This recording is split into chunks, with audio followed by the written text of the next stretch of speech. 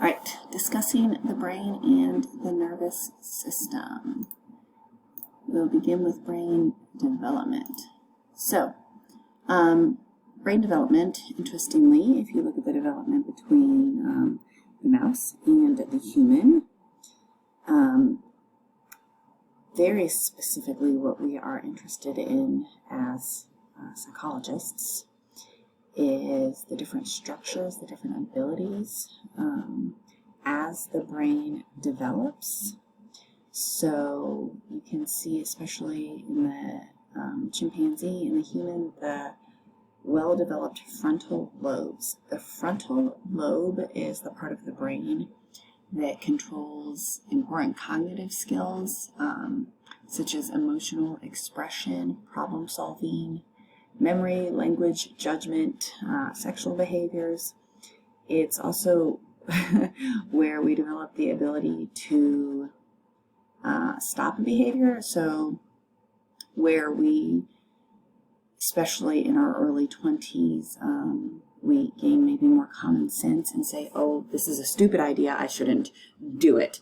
You do not actually fully gain that ability until your mid-20s. The frontal lobe is essentially the control panel of our personality and our ability to communicate. I suggest you go on to the PowerPoint and double click on this development of embryonic brain and watch that. As the embryo, you'll notice as the embryo continues to develop, so does the neural tube. It balloons up rostrally, which means toward the head. At day 40, we can see clear distinctions of the forebrain, midbrain, hindbrain, and the spinal cord. By day 50, and then especially by 100 days, the cerebral hemispheres are developing, and thereafter they cover the majority of the brain area. Moving on to the central nervous system, the brain and the neurons. All right, central nervous system, it is encased in bone to protect it. The brain is encased within the skull and the spinal cord, of course, within the spine. It is associated with processing sensory information, so it's a portion of the nervous system most associated with processing sensory information. So from our senses, taste, sight, hearing, etc. It then sends electrochemical signals out to the peripheral nervous system for action. So when we touch something, ouch, it's hot. We've processed the sensory information, and then those electrochemical signals that are sent to the peripheral nervous system are going to say, move your hand. All right, neurons.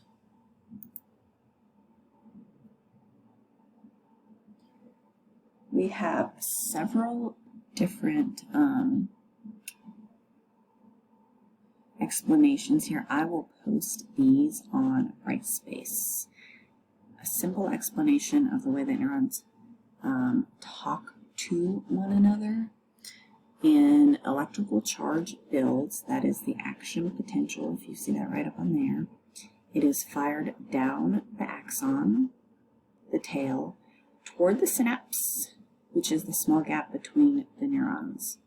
The fatty myelin sheath, so that right there, the fatty myelin sheath on the axon serves to speed up the action potential, so the signal. The signal crosses the gap and builds the electrochemical charge in the subsequent neuron, which then repeats the process. In this way, the signal makes its way along from one neuron to another. Didn't mean to do that. This activity is at the core of all thinking, remembering, processing, reacting, and all other functions of the nervous system. So, types of information that synapses communicate, again, thoughts, emotions, movement, memories, sensations, and perceptions. All right, this is just kind of a close-up of the same thing we just discussed.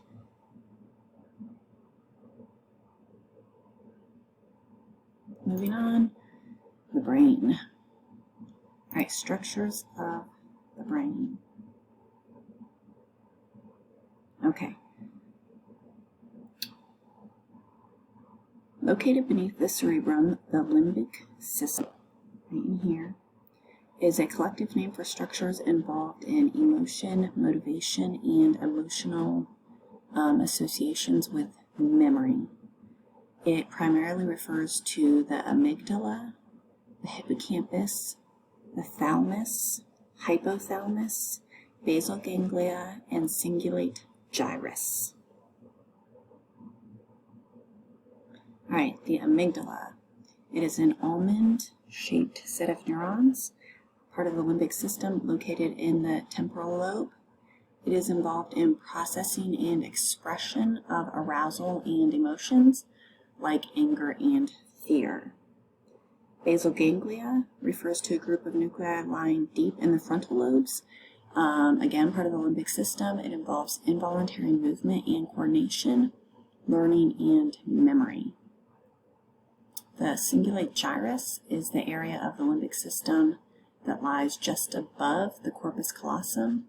It is responsible for coordinating sensory input with emotionally significant events in order to create memories and regulate behavior.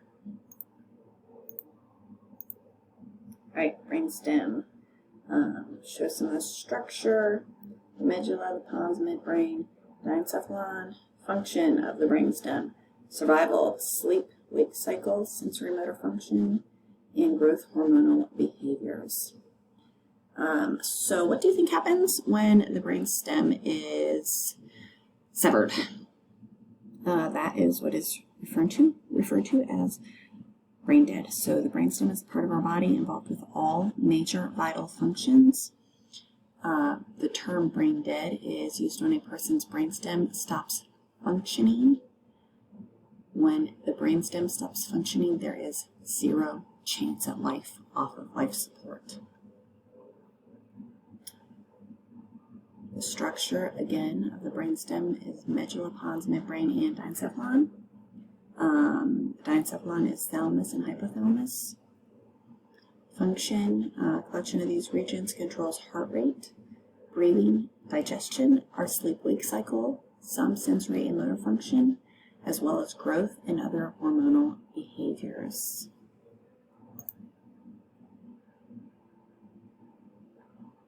All right, cerebral cortex is divided into two sections. It is separated by a dense bundle of white matter known as the corpus callosum. There are some functions that are lateralized or primarily under the control of one hemisphere or the other. Both hemispheres, on the other hand, control motor and sensory functions. The sensory and motor cortices have a contralateral representation, and so things that we do on the left are actually happening in the right side of the brain, etc. Split brain patients, again, this is a video I'm going to post. Split brain patients are people whose two cerebral hemispheres are not connected via the corpus callosum as a result of surgery or genetic abnormality. Moving on to lobes of the brain. So in the frontal lobe, it is the region of the cerebrum closest to the forehead. It contains Broca's area, the brain area responsible for language production. So what do you think happens when Broca's is damaged? It is in the left frontal lobe. Damage to Broca's area. Again, the language, on the left frontal lobe, which is the language dominant hemisphere, has been shown to significantly affect the use of spontaneous speech and motor speech control.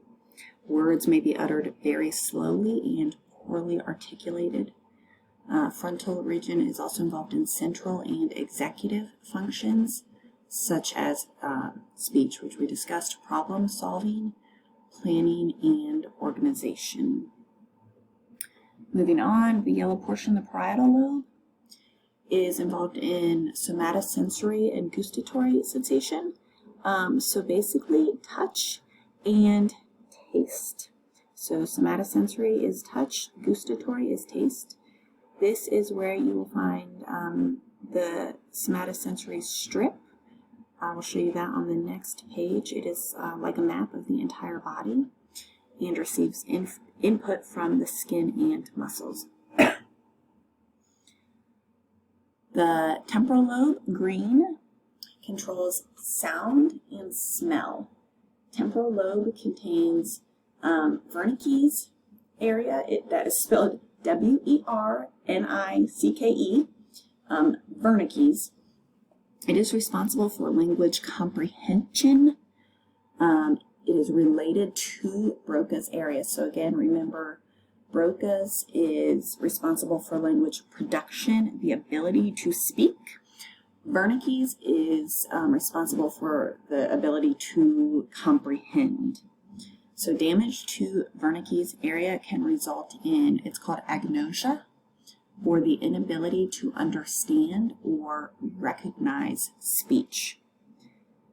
Wernicke's aphasia is characterized by fluent speech that does not make sense. So their production has not been damaged. However, the words coming out of their mouth do not make sense. Wernicke's aphasia is also known as fluent aphasia and receptive aphasia, because they're still speaking plenty of words, they're just not making sense. Wernicke's aphasia is sometimes referred to as word salad, because speech tends to include random words and phrases thrown together. Lastly, the occipital lobe includes vision, tracking of motion, recognition of faces, or collective features. Here is that the primary motor cortex. There's that little strip. It's right there.